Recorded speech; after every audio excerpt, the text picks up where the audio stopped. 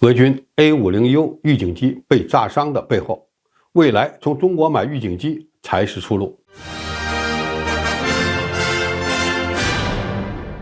观众朋友，大家好，我是付全少。据莫斯科时报报道，白俄罗斯反对派领袖季哈诺夫斯卡娅的顾问法兰克·维亚科尔卡发推文说，在首都明斯克附近的简易机场摧毁了一架在俄罗斯空天军中数量非常稀少的 A50U 飞机。据来自俄罗斯的消息人士透露，该军用机场可能总共发生了3起爆炸。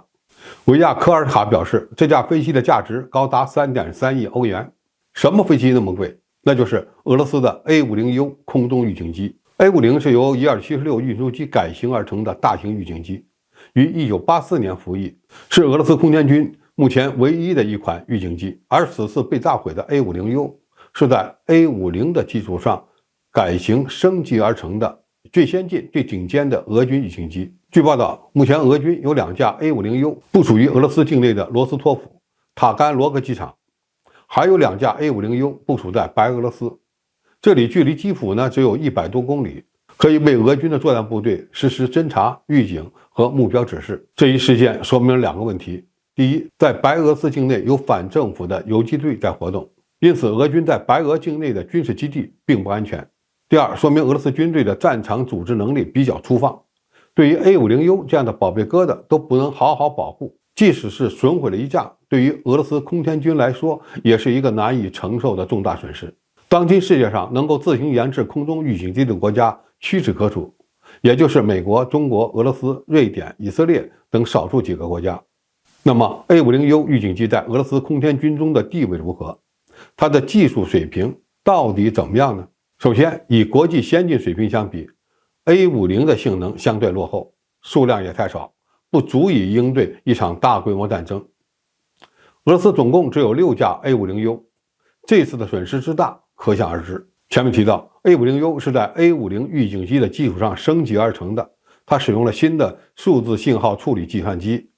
淘汰了以前的模拟计算机，但是在最重要的预警雷达技术上仍然选择了多普勒雷达，与同级别的中国空警2000相比，落后了一个时代。第二，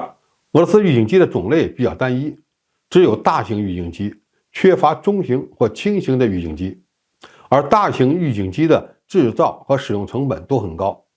导致产量和装备数量不足。中国海空军装备的预警机有大型的空警2000，也有中型的空警500和空警200，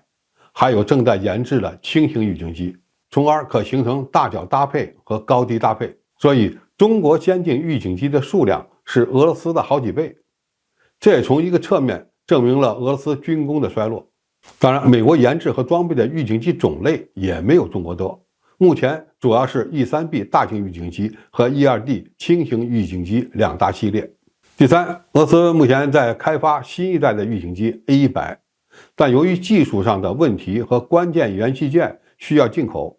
最终导致这款预警机难产。俄罗斯空天军对 A100 先进预警机寄予很大希望，然而在2014年克里米亚事件之后，